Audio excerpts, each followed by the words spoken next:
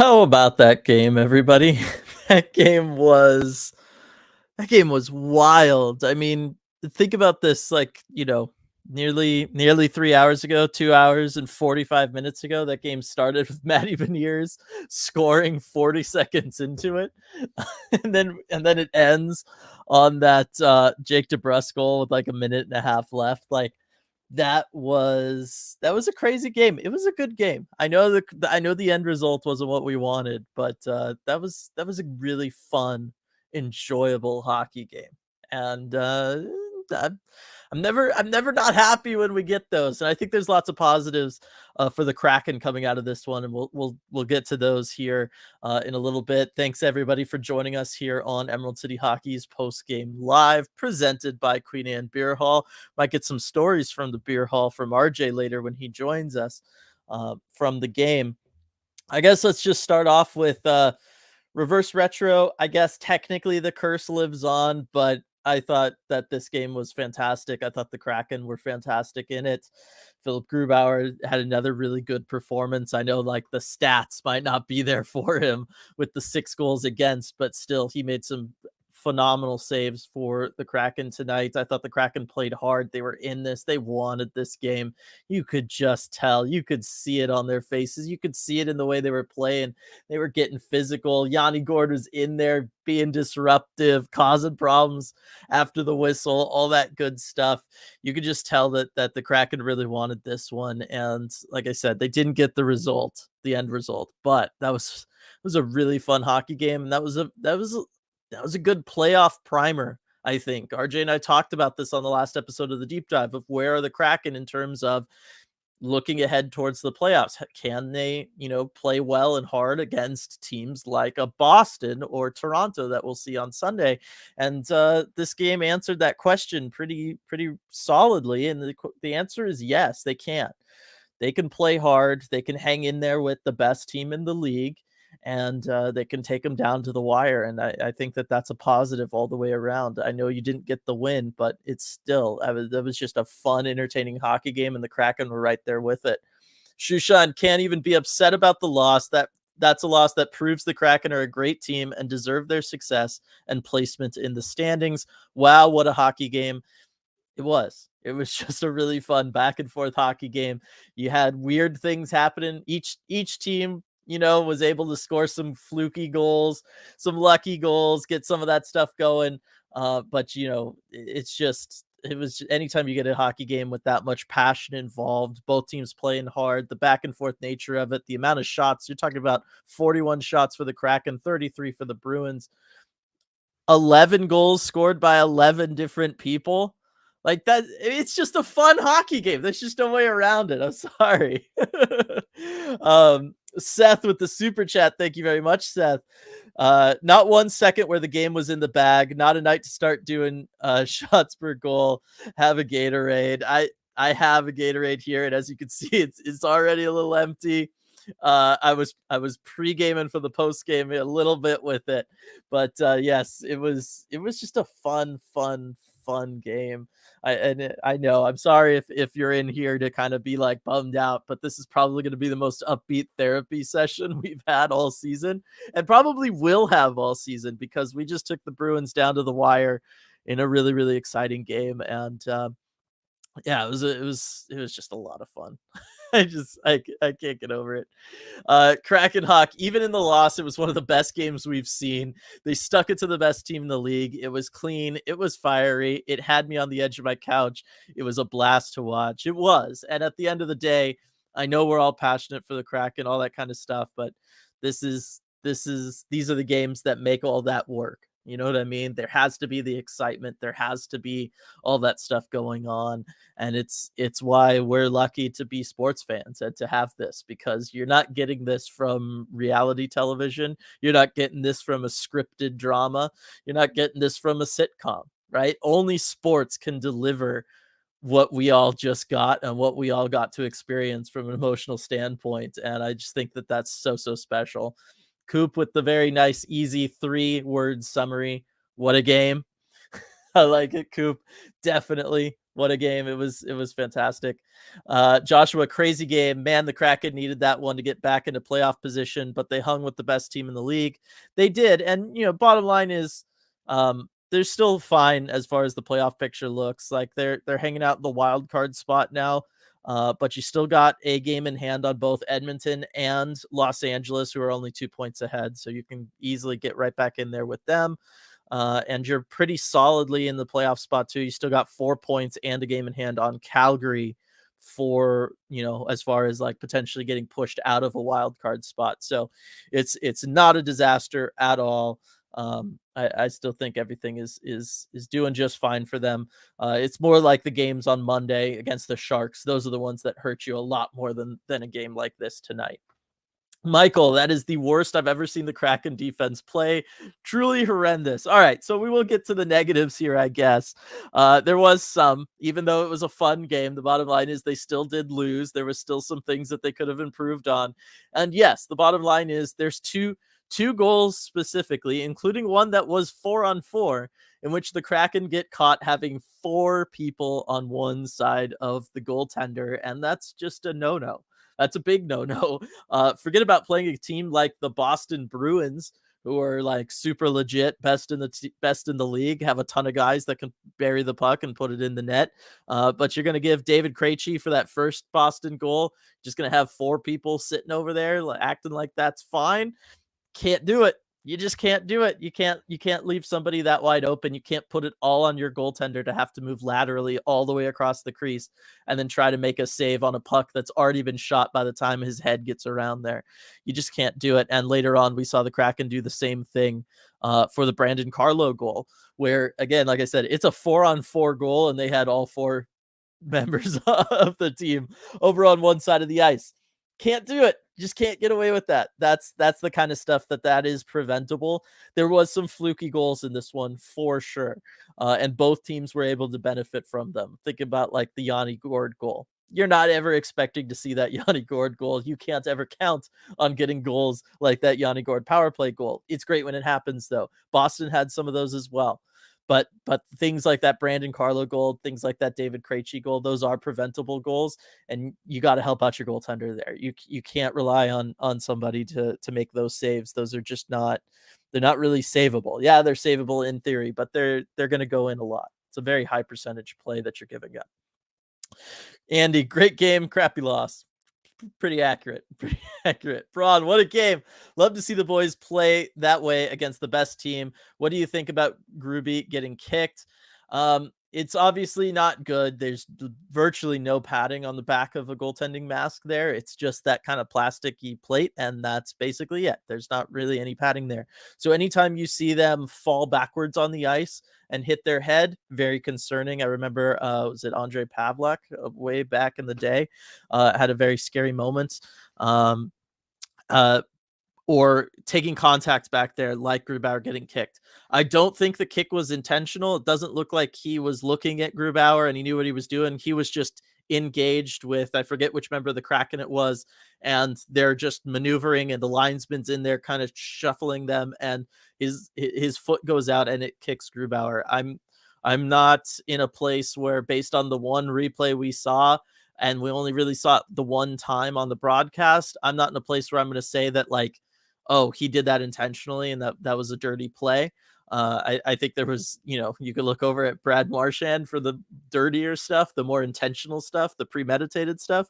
I think that was just an unfortunate, anytime you've got a goaltender down and you've got guys, engaged in that way, and the refs in there and everybody's pushing and shoving and pulling, you have the potential for something like that to happen. And it's unfortunate that contact was made. It looked like Grubauer was okay. He waved off the medical assistance, so you just got to kind of live with it. But I don't think it was dirty. I don't think it was intentional. I think it was just unfortunate, and it's just one of those things. Maybe the linesman's got to do a better job of getting them away from the goaltender, or to stand in between them and the goaltender in that situation. I don't know.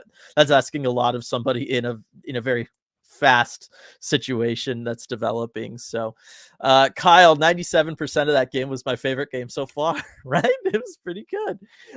You take out those brief moments where the Bruins got 6 goals. This game was a lot of fun. It was a pretty good game. Ben, great game. Don't think I'm alone in this opinion, but Marchand is a loser. This is the problem with Brad Marchand because he does all that stuff, and that did look like that was pretty close to a full-on slew foot there, what he did to Oliver Bjorkstrand there. And you heard the Root broadcast say that the league is going to look at that. We'll see what happens with it. I'm not going to hold my breath. I never do with the Department of Player Safety.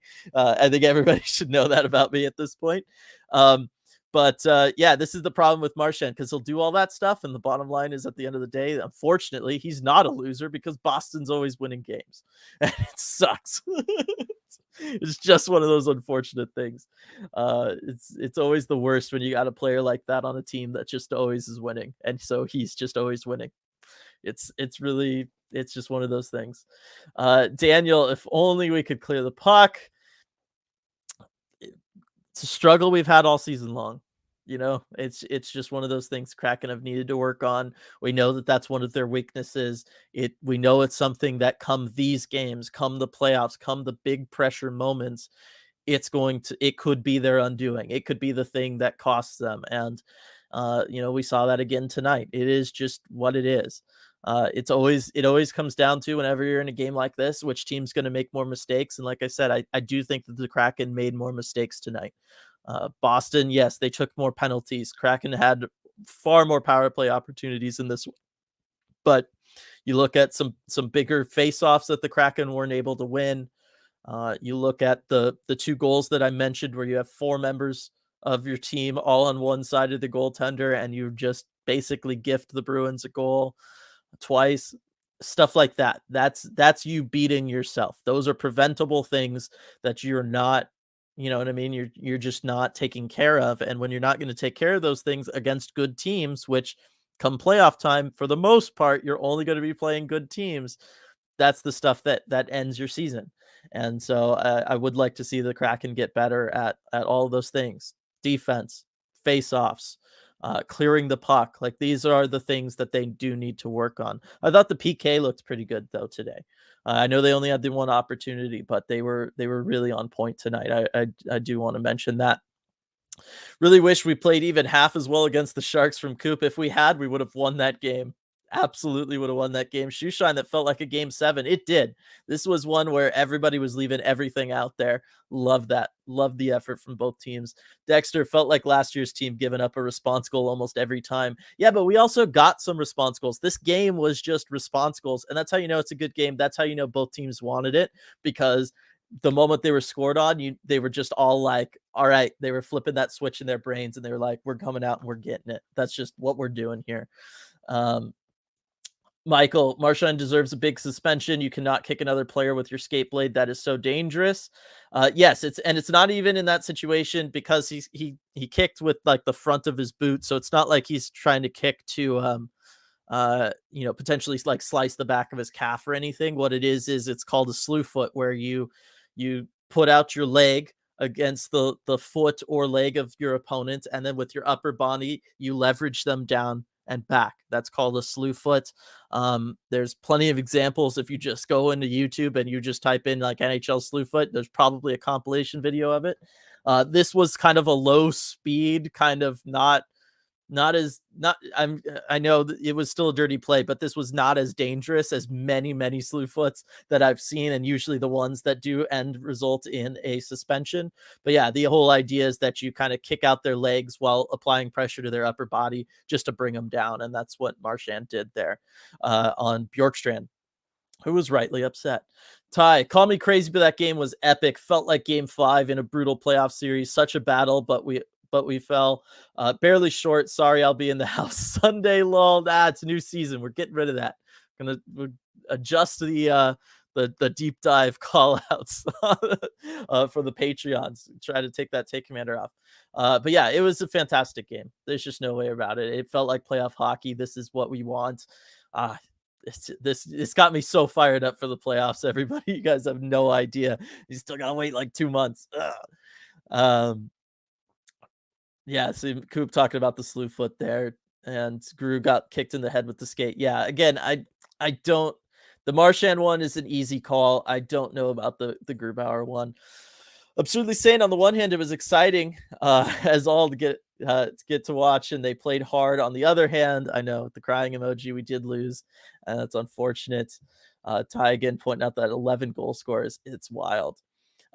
Coop, so many costly mistakes, though. I've got Schultz failing to get it out of the zone and overplaying one side, leading to the first goal. Larson getting absolutely embarrassed for the second. Okay, I'm not going to give Schultz the first goal. Coop, I'm going to disagree with you here because he was still covering net front and there was a Boston player net front. So he took the man up front. I'm going to give that one to whoever the center is on ice. Center's got to have the backdoor play or the winger, somebody. But either the winger has to be there or especially the center has to be more involved. If the other defenseman is going to step up, in this case, Susie is going to step up and go out there to try to make a play and roam. The center can't also be where that roaming defenseman is, especially if the at-home defenseman is taking care of someone net front. That means the center has to go over or should be over, or somebody needs to be picking up the back door, but it's not Schultz's fault. He stayed at home while there was a guy at home. So I'm going to disagree with you on that one. Larson getting absolutely embarrassed for the second goal. Pasta is dirty. There's just no way around it. Not in the Marchand way, just in the like he's so skilled and it's frustrating and he's just slick.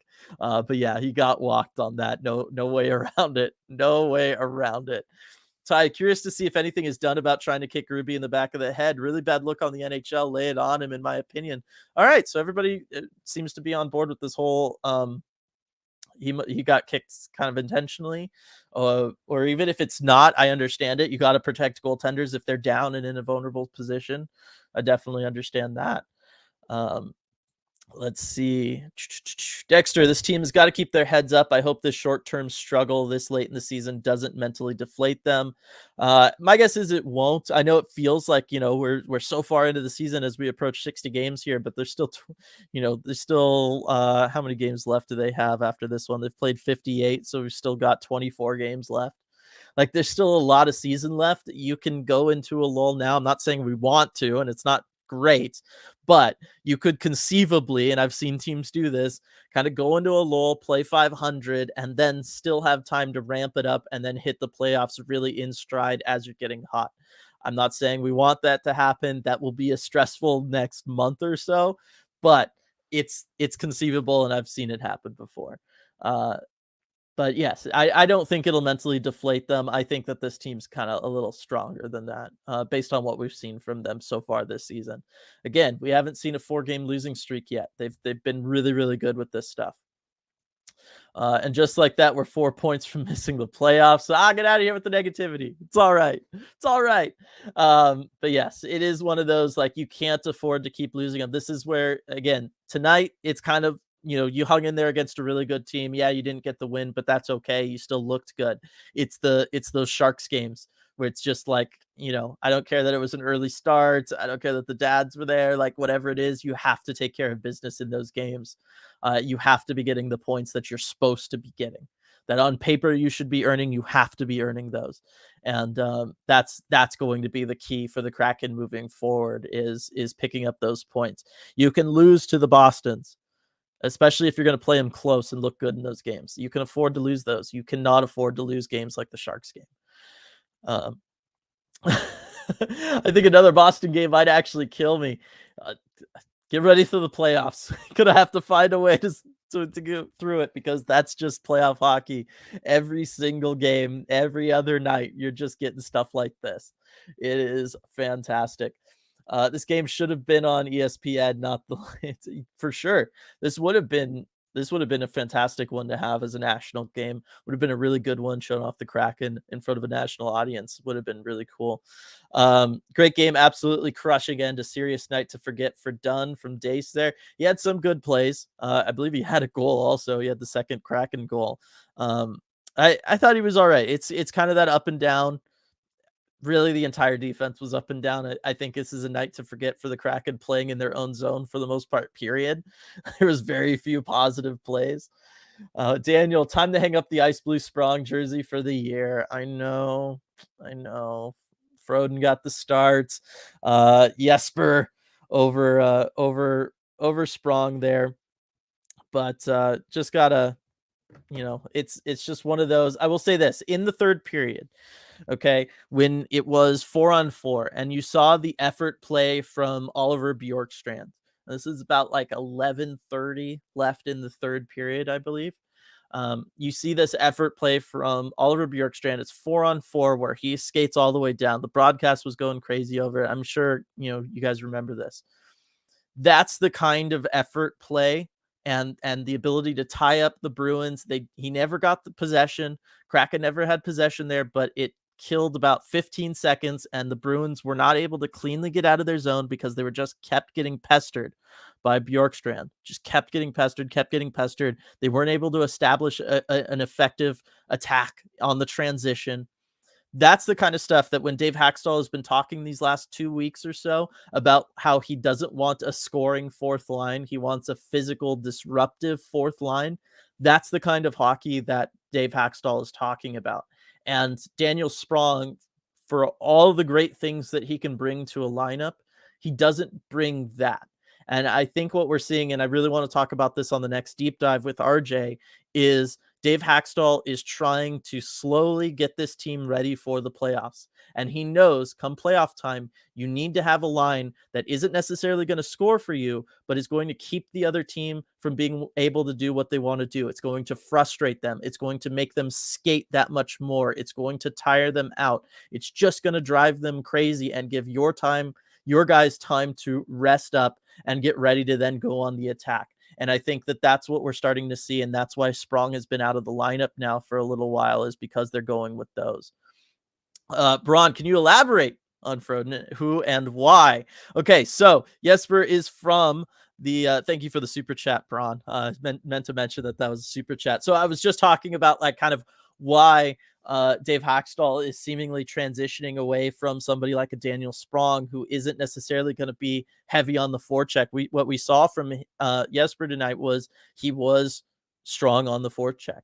And he was getting in there and he was helping to be disruptive. Morgan Geeky, very disruptive. Brandon Tanev, the ultimate disruptor, right? And so come playoff time, when you're going to be playing the same team every other night, one of the ways that good playoff teams work, and one of the effective strategies of that, is to have guys that are going to go in there, physically punish the opposing team's defense. You're not trying to injure them. You're trying to wear them out. You're trying to get them to think that they don't have the time to make a good, clean play. They just have to, in their own zone, try to do something quick, which is then what causes mistakes and turnovers to happen. You're trying to get the opposing team to skate that much more. You don't want to give them clean looks in transition. You don't want them to be able to run their systems. You want them to have to skate around trying to make extra passes. Again, you try to force a turnover. You try to tire them out. You're trying to just buy time for your top six to get rested up and ready to go and get their breath back. And so what we're seeing from Haxtell, I think, this is just my opinion, is as he's starting to talk more and more about developing a fourth line that's good at that, we're seeing the move away from guys like Daniel Sprong to guys like Froden, who can do that kind of stuff, who can go out there and establish a heavy forecheck. Again, not necessarily with the idea in mind of trying to get a goal, although that would be fantastic, but just to disrupt the other team, just to kill time, just to tire them out, just to physically make them feel like they can't do what they want to do, and maybe put that little seed of doubt into their mind. And so I think that's why the Kraken have called guys like John Hayden up. That's why they're calling Froden up, and they're cycling them through with Coachella so that they don't have to worry about putting them on waivers. I think that's the other side of this. The front office side of this is them having to do that and having to play that game a little bit, which is why they didn't just stick with John Hayden. But I'm in my mind, that's what's happening. That's what I'm seeing. That's what I'm guessing. So I can ask RJ about it a little bit. And like I said, I really want to take the I really want to talk about this on the deep dive. But that's why I think Sprong's kind of been odd man out for these Coachella guys there. All right, I'm just going to try to run through chat here because there's so many comments. So apologies if I skip over yours. Again, you can go ahead, feel free to put it back down at the bottom, and we'll get to it later. Feels like for that game It feels wrong for that game not to go to overtime. Boo, Jake DeBrusk. Didn't you get the script? I know. Get on Jake DeBrusk. He's on my mom's fantasy team too, so we can really get on it. Because my mom cost us the at least going overtime. Everybody, it's the bottom line. Sorry, mom. Dexter, how we don't get a point out of that is mind blowing. I know. Alex, I'm still on the Boston has been very lucky this year train, but with that said, that was a great game between two great teams. I kind of see where you're coming from, Alex. I think they've had really solid goaltending. They've got good defense. They have a great depth team. They don't have maybe that top line that's just going to absolutely kill you night in, night out. I think there are nights that they've got lucky. Tonight, they got kind of lucky. There was a couple of their goals that were just kind of lucky goals. They tipped in, they bounce around, whatever, right? But I do think that that's a hardworking team. And so when you are a hardworking team, you sometimes manufacture lucky moments for yourself. I think they're still pretty good. Striatic, it was fun mostly. Can we appeal to Scotus to at least get a point out of this one? Probably not, unfortunately. Damage case, happy Gord didn't take no crud from them. Absolutely. Gord never gonna. Lindsay, Kraken tried their hardest but couldn't overcome the reverse retro jersey curse. At least we're done with the reverse retro games now. That's true. Although everybody kind of going with the ice blue theme. Loved especially like Piper's jacket. That thing was like, it was like perfect. The color and everything, it was perfect. Everybody, they tried their darndest to get one win in these jerseys. I know the team's been trying to push them. They dropped them to 125. They're reminding us every single broadcast. But the bottom line is reverse retros, certainly for us and really for a lot of teams around this league, just bad stuff going on there. Somebody put a hex on them. I don't know. Some Adidas former disgruntled employee leaving put the big whammy on them. Daniel, I'm sure in typical Boston team fashion, they won't give us any credit or show us any props. They'll just brag about how they won because that's what they do. That is definitely, well, that's certainly what their broadcast team does. It would have been interesting to watch this with the Boston feed, actually. It would have been really interesting what kind of excuses they would have made for them. But yeah, it's been, it'll be an interesting post game. George, bummed that we didn't get the W, but we skated toe-to-toe with the best team in the league twice, 1-1, a lot to be happy about here. I agree. I doubt that there's going to be another team this season that's going to play the Bruins as hard as the Seattle Kraken did. And I know you're walking away with that tie 1-1, but the bottom line is that is still something to hold your head up high. It's something we can all hold up our heads high afterwards as Kraken fans, because it's still been a fantastic performance from them. Becca, official stars, Bergeron, Maddie, and the captain. Yeah, Gord definitely belongs on there. Maddie, fantastic game from Maddie. Picks up a couple points, 200-foot game. I mean, that play at the beginning, that goal, starting with the stick check to create the turnover and then getting down the ice, scoring the goal like that. That's the highlight reel goal. That's the kind of play that you want to show all youth hockey players across this country and every other country of what you should be doing and what a good player does. And it was a fantastic play. Want to see that come Calder Trophy time. Hopefully that one would get brought up. Looks like, everybody, we've got RJ here to join us here on the Post Game Live presented by Queen Anne Beer Hall. RJ, how was that in the building? Because we've all been talking about it. I mean, that was like just an incredible, fantastic game. We're all just like thrilled with it. It was. I still think it's the most entertaining game that I've seen in this building. I obviously didn't get the result that the Kraken wanted, but I just back and forth, the speed, the pace of this game. No lead was safe, and the energy matched it too. It was a nice kind of like 75-25 fan balance in the building too. So a lot of back and forth there. A few "Let's Go Bruins" chants started, but then drowned out by "Let's Go Kraken." The energy was just electric in the building. Yeah, I can believe that for sure. So a couple things just to get out of the way, like the big talking points. Besides that, it was a fun game. I want your opinion. I don't know if they replayed it on the Jumbotrons, how much you were able to see.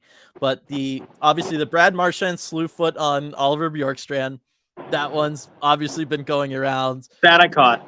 Yeah. And it's a slew foot. It's bad play. Like, you just can't do that. Right?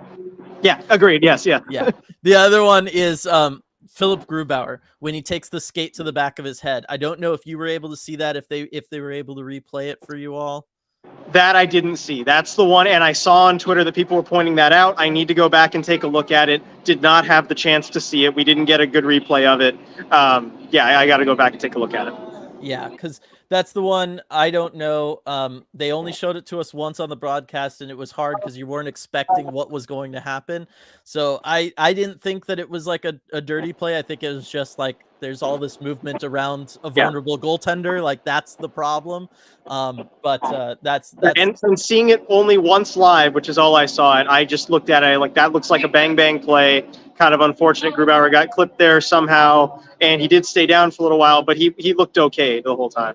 Yeah. And then, I mean, 11 goals in this one, RJ, from 11 different people, back and forth. This was playoff hockey. We talked about it on the deep dive. We wanted to know what are the Kraken going to look like in these upcoming games. Can they hang in there with playoff teams? And we got our answer tonight.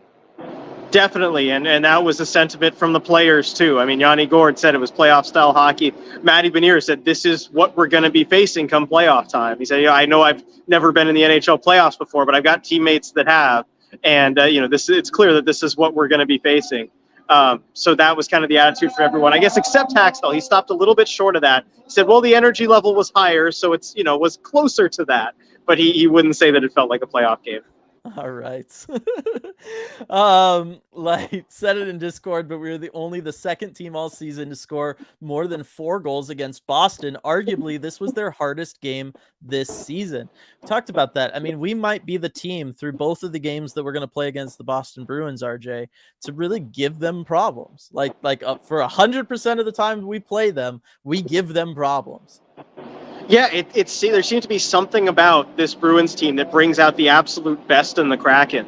And I mean, it's really great to see just those two teams going at it, and that the Kraken can step up against an opponent like this. You can tell they relish the opportunity. That was something that Jamie Alexiak was talking about after the game. Just everyone's going to get up for an opportunity to play against a team like this. It's Boston. We know how good they are.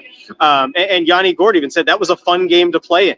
It felt like every single battle really mattered. And so this is just something we know the Kraken get up for. Yeah, for sure. Ayers, how's it going tonight? ECH and chat. It was at the point where I just wanted Kraken to hold the lead for a minute. Bruins were just too much to bear tonight. Spelled bear, too much to bear. That's pretty good. Yeah, that was pretty good. But this was the game of the response goals, RJ, for both teams. It was. I mean, response goals both ways. It felt like no lead was safe. And that's where, as much as you'd be tempted to say how disappointing it is to blow a late lead in this game, and lose in regulation on top of that. If this was against any other team, if this was against San Jose last game or something, we're talking very differently about this game. But it just felt like that's the way this one was going. No lead was safe, and the Bruins are such a good team. They will attack you, methodically, and especially after they've allowed a goal. That's just how it's going to go. So I don't feel as disappointed about that aspect of it as I normally would. I will say the one goal that Dave Haxtell kept kind of harping on is like, that one can't happen, is the tying goal. Okay. The tying goal late in the game. He said his criticism of it was, we didn't make him work for that one. And watching it, I do agree with that sentiment, basically. You didn't make him work hard enough. So the winning goal, again, that's just a guy getting to the front of the net. He wasn't sure if it hit DeBrusque or Dunn or, those kind of bounces just happen. But that tying goal was the one that Haxtell really felt just shouldn't be happening. Yeah, that one and the Krejci one to start the game are both goals in which you have 4 members of your team on one side of the ice, which is never good. And on the tying Brandon Carlo one, it's 4-on-4, and you have 4 members of your team on one side of the ice. It's just not what you should be doing, is the bottom line. Daniel doing some math for us. Need to go 15-9 in the last 24 to get to 100 points on the season. I think the Kraken are capable of doing that. It's just, we've talked about it, RJ. You can afford to play tough and lose these games against teams like Boston. It's just you can't have the performances like you did on Monday. Exactly. And given the Kraken's strength of schedule being one of the lowest in the NHL, you're going to have a lot more matchups like that one against San Jose a couple days ago, 3 days ago. And then you're going to have against Boston like this. So if you just take care of those games, which historically they have been. Before that one, we were 13-1-1 in the last 15 against non-playoff teams. So just keep taking care of those. They should be all right. But good to know that the Kraken have this gear for when playoff time does come. Mm-hmm. Edward, that result got me feeling icy blue. How was it in there, RJ? Did a lot of people show up wearing the reverse retros? Was it a success? Yeah, actually, more than I thought. To be honest, I was a little skeptical. I was like, well, how many people actually have the reverse retro jerseys? And it's got to be a lot for it to really show up. But it did. No, I thought it looked really good. There was a lot of the ice blue and a lot of yellow, but it made for an interesting looking crowd. Yeah. Gary, I'm okay with the loss here as long as Boston sweeps Alberta this weekend. This is the weird thing about this time of year, RJ, where we go from hating them tonight to rooting for them tomorrow, kind of thing. It's an interesting thing. Welcome to scoreboard watching. It's a fun time of year. Yep. Andreas, most of the issues with this team resolve around positioning, trying to stay positive that we hung with the Bruins once again, but after the loss to San Jose, this one really hurts. Burakovsky, please. So yeah, positioning we still come around to the same three things all season, RJ. It feels like that the Kraken need to work on. It's face-offs, it's clearing the puck, and it's just defensive positioning, being where you need to be.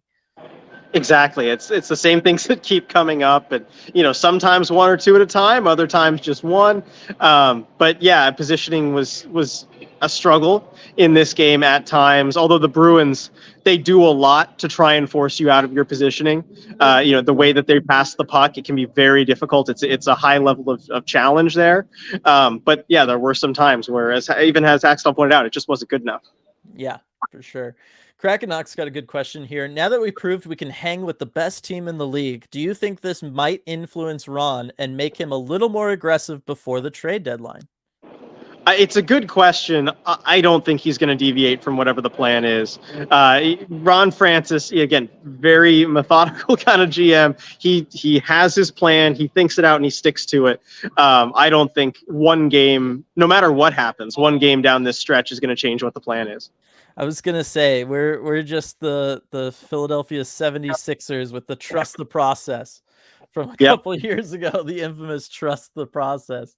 It is just the way it is. What did you think of them sitting Sprong again, bringing up Jesper? What did you think about that kind of thing? Because I have a theory. Okay, interesting. You have a theory.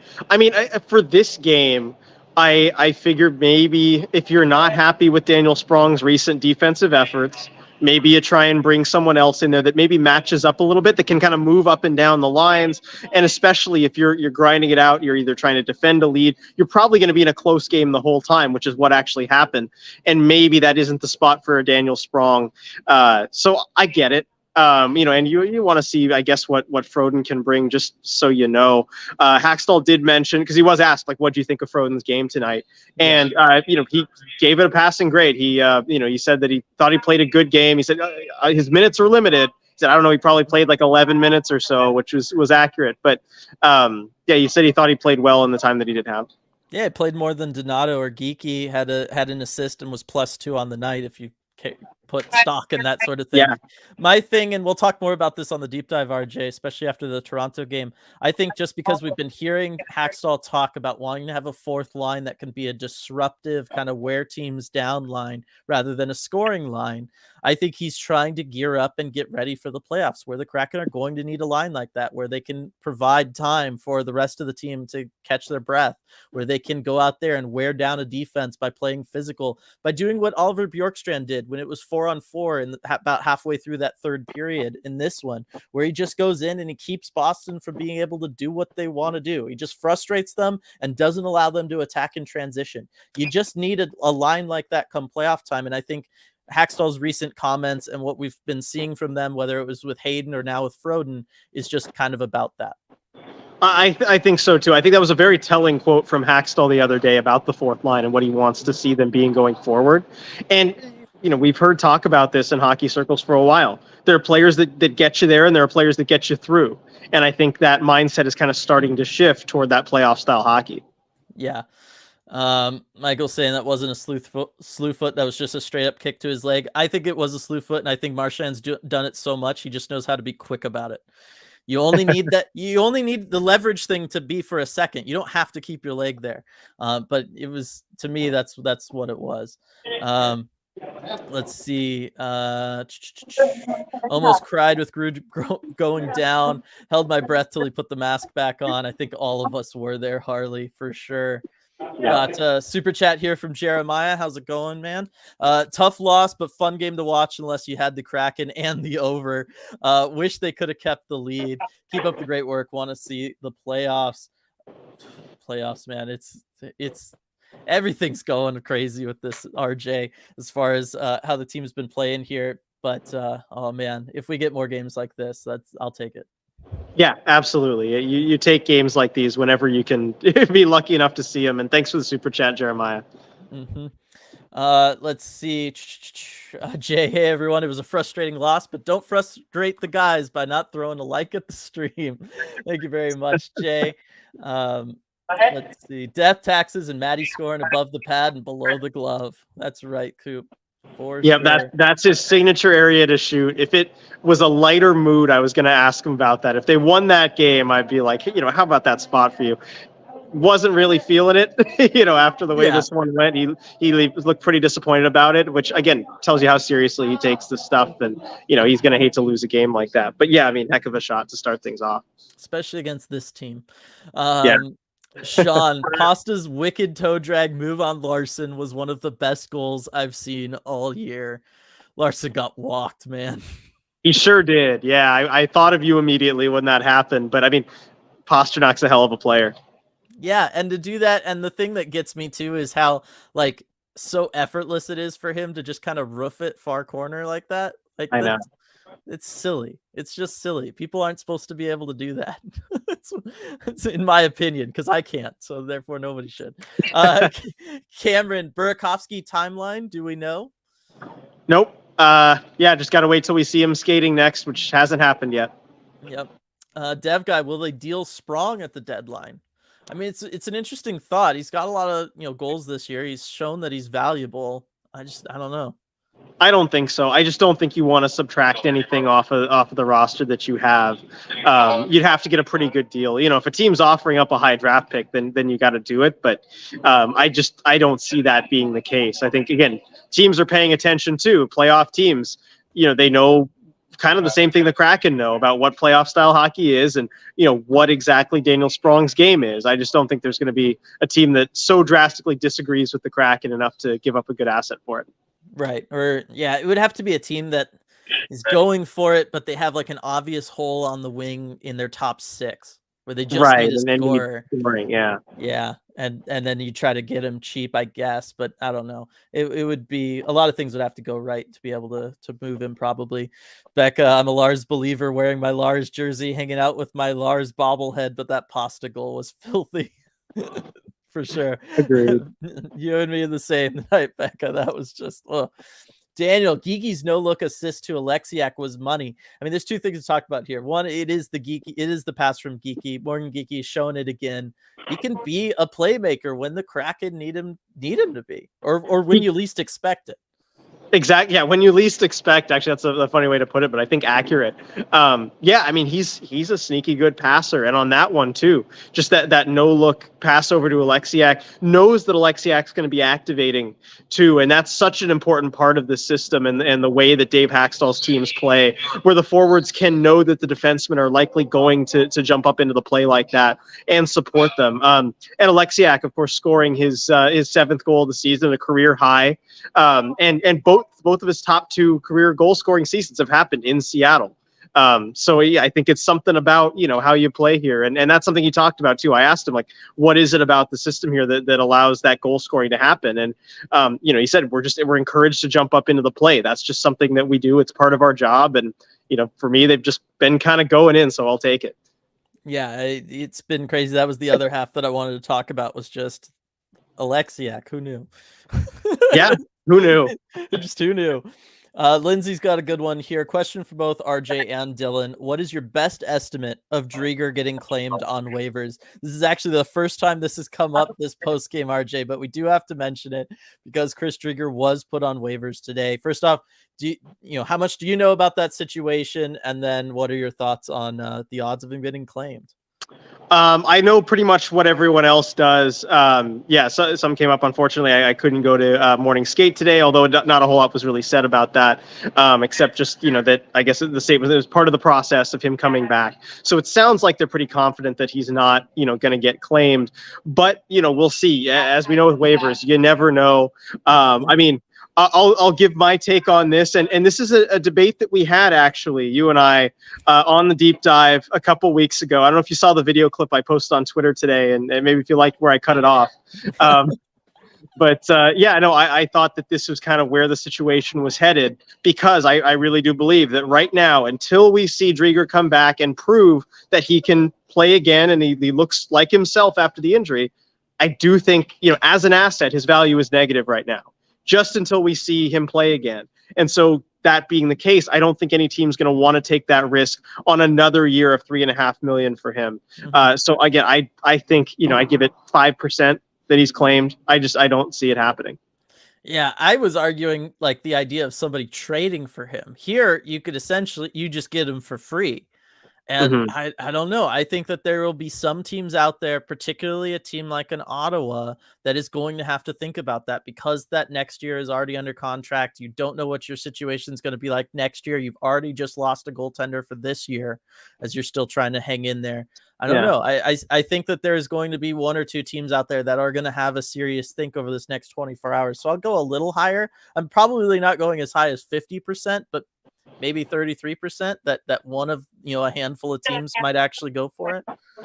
Okay, well we'll see who's right. Once again, one of us will be proven right or wrong tomorrow. Yeah, Sean, that was a painful loss, but man, it was a good, tough showing against the best team in the league. Kudos to the Kraken. Overwhelmingly, that's been the overall feel amongst everybody. That's good to hear, because again, that's been kind of the feel in the building today, and I was wondering how people would react, because on paper, blowing a lead like that with under 5 minutes to go, that can be quite frustrating. But I'm glad people kind of seem to understand the context of this one. Yeah. All right. Well, there's two things. One, Alex calling me out. Lol, someone mentions the word captain and Dylan immediately knows it means Gord. I know it means Gord for all of you, but it's still Maddie in my mind. And yeah. Lindsay, also Edzo Loki had the broadcaster curse when he said Kraken looking for the season sweep right after the Schwartz goal and before the Bruins answered. Yeah, that low-key one, but man, I mean, it's got to be on everyone's mind at that point. Like, well, how long does this lead last? I was typing up the tweet after the goal. I'm like, well, can this lead last longer than a minute? And then, then it happened. Also, right before the Marchand goal, I was like leaning over the person next to me, and I was like, man, Grubauer's had Marchand's number tonight. So it felt like one of those games. Yes, it did. All right, let's see. From Hockey Mom, what did Hack have to say about the game? Well, he said he's disappointed with the result, but he's happy with the effort. And I think that's kind of the takeaway that we've all had from this one. Talked about that tying goal, that fifth goal for the Bruins, that can't happen. But overall, he liked where the team's effort was. And I think he was kind of satisfied with that. Praised Boston, as of course you would, after a game like this, but, pretty standard. But yeah, he was happy with the effort. Yeah, that makes sense. It would be hard not to be after a game like this. And he didn't want to like go into the specifics and kind of dissect it too much as far as like, X's and O's, what they need to do better. And tactically, I think he kind of shut down a couple questions on that. He's like, look, we'll dissect it later. We'll watch the film and all of that. But he just kind of wanted to speak generally about the effort. Yeah. So we have an interesting question here from Striatic asking, what is Matty Beniers' middle name? And so while you were answering the previous question, I went on NHL's website and they don't have a middle name for him. I went on Wikipedia, no middle name. Went on Hockey Reference, no middle name. I don't know that anywhere public Matty Beniers has ever disclosed what his middle name is. Oh boy, am I being assigned to find this out? Yeah, I guess so. Yes. Okay. Well, we'll see if I can get that info for all of you.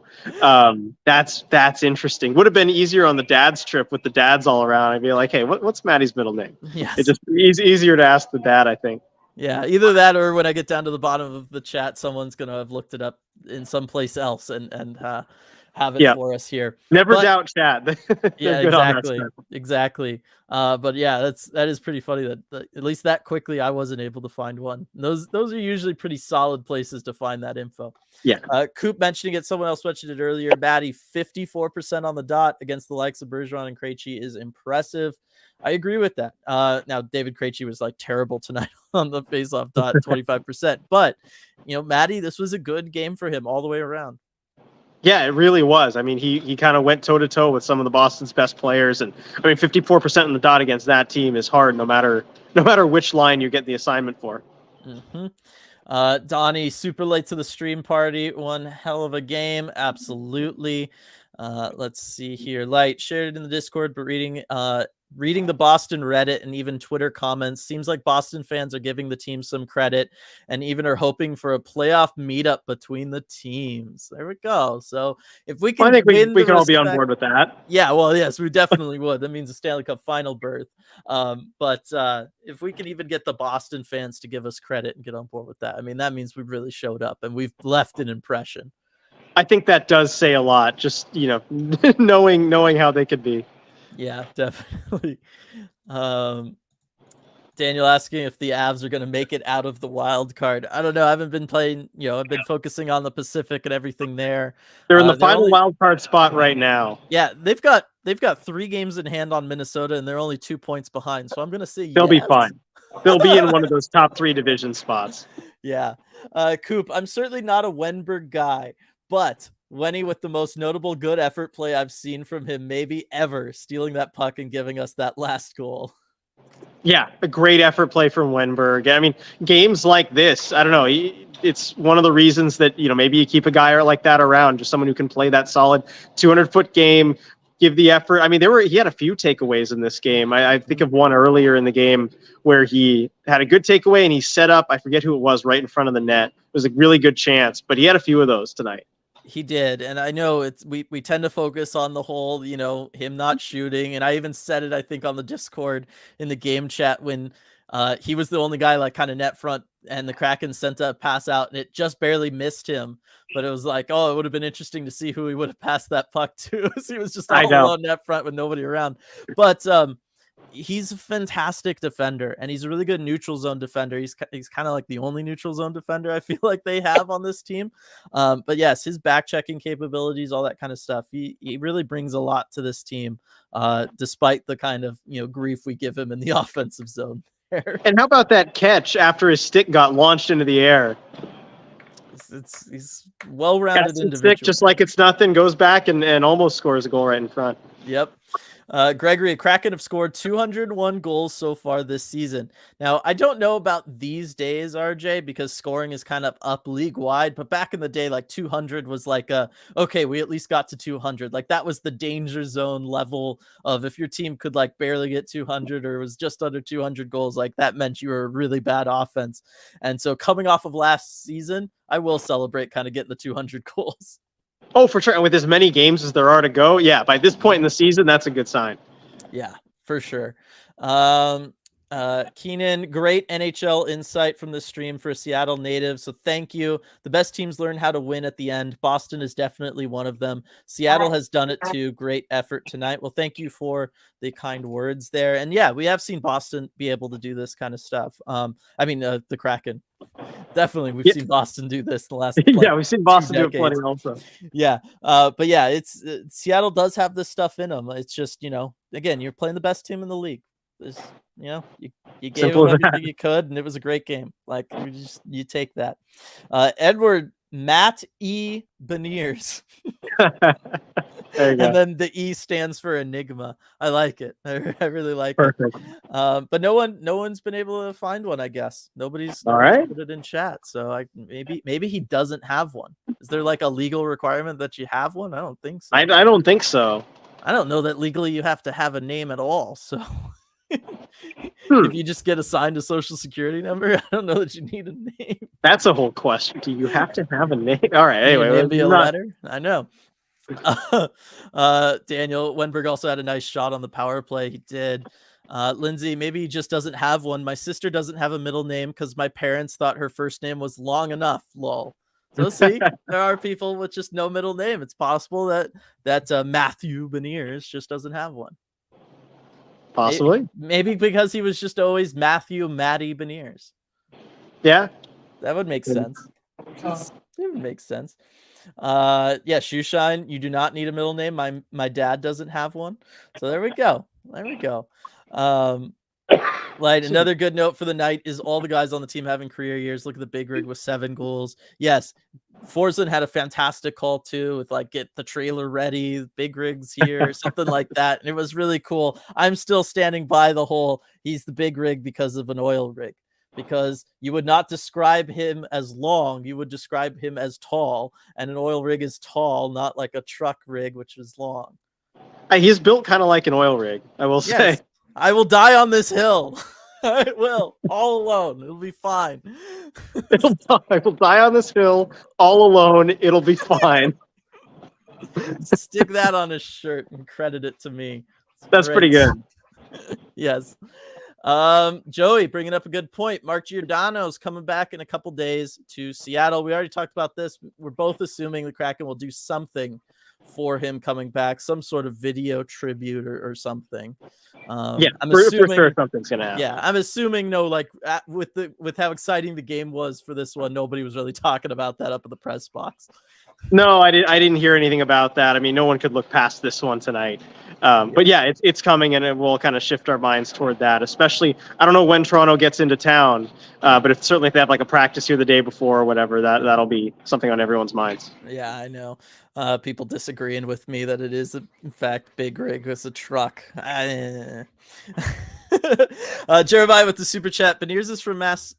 I can't even say it without then accidentally demonetizing. And I don't know that I could say the second half of your super chat here, Jeremiah, without accidentally demonetizing because I don't. What does it say? I can't see chat for these, so this is interesting. I'll have to go back and look at it. Beniers is from the state that he's from, which I've never been able to say without saying the word at the end.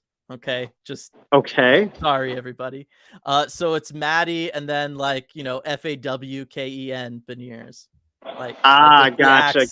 You know what I mean? But I don't trust myself not to slip up. But that is so there you go, Jeremiah. You've done it. You first super chat ever. I'm just not reading. Congrats. What an honor. What an accomplishment. You've done it. Anyone else feel a little dissed that they didn't start Ullmark? That's an interesting question. It feels okay all season. It feels like the Kraken have managed to avoid a lot of the starters this season. I got to go back and look at this, but it feels like the Kraken get the other teams back up a disproportionate amount of the time. To me, yeah, I would mostly agree with that. Didn't we get Ullmark the first game though? And yes, they did get Ullmark the first game, and yeah, I mean he did well. Like I know the Kraken ended up winning that one, and I don't remember if the third was an empty netter or what it was in that 3-0 game, but Ullmark played very well. Yeah, Rebecca adding they started Ullmark the last 2, and they've been committed to alternating goalies all season. I think the combination of that and the fact that look, the bottom line is you lost 3-0 last time. You're going to do something different for this one. Like it would make sense to do that. You know what I mean? Let's see. Real quick, I did get the video of the Ullmark and Swayman, the hug thing that they do. Okay, cool. Yeah, I figured probably people didn't want me to tweet that. They didn't want to see it, but it was very wholesome. And there was a long pause beforehand where they were looking at each other like, "Oh my God, that game!" Like you could just see Ullmark be like, at Swayman. He's like, "I know." Yeah, no, I was gonna say, you got to imagine that like Swayman like just breathes at that point. Like you just let out a big sigh because I can't imagine being a goaltender in this game, either of them.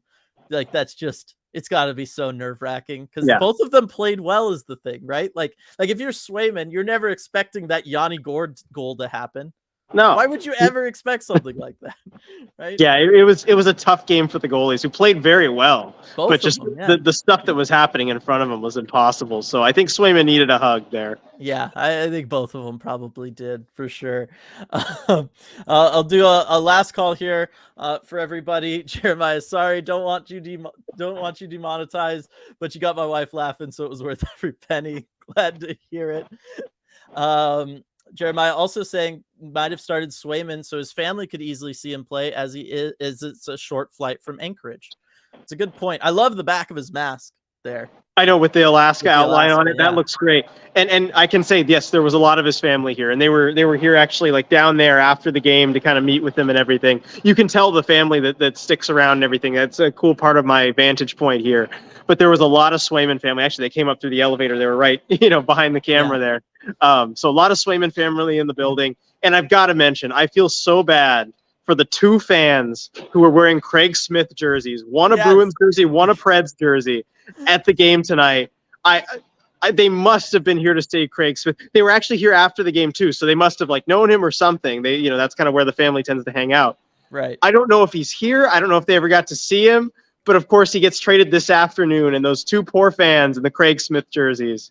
I feel bad for them. I'm looking it up to see if he played anywhere nearby. He's from Wisconsin. He played at Wisconsin. I don't know what the connection would be to the Pacific Northwest, because you sent me that text. I mean, just assume that he'd be here. I don't know. Yeah, and I was just like, they just happen to have those, and maybe they were planning on wearing different jerseys, but because he's traded, you throw them on and you just go with it. I don't know. But the fact that they were here after the game, where all the family was and everything, it makes me think they really were here to see him. So hope they got to see him somehow. Yeah, that's a bummer. That is definitely a bummer. Or maybe before he left town or something like that. If he left earlier, he would have been in town anyway. Becca with the super chat, Maddie Calder Beniers. I like it. And certainly, there we go. That's a good. That should come to pass. You legally change his middle name to Calder, or give him a middle name if he doesn't have one. But that is definitely the way to do it. Light just jumped on me. Light, I also have to imagine the hockey guy is going to give some heavy praise for Seattle in his recap tonight. I would assume so. I got to think anybody is going to after this one.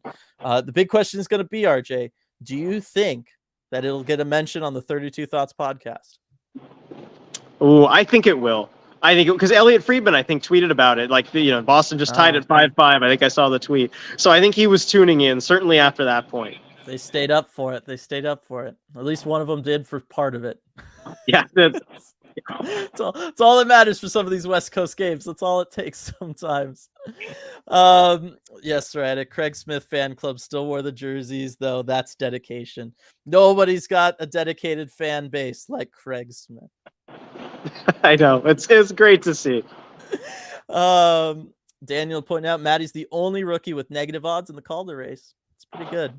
Especially with Logan Thompson, you don't want it to happen because somebody got injured, but that certainly kind of opened things up again for Maddie. Yeah. And he's been playing well. I mean, now up to a 12-point lead on McTavish in the rookie points race. That's pretty good.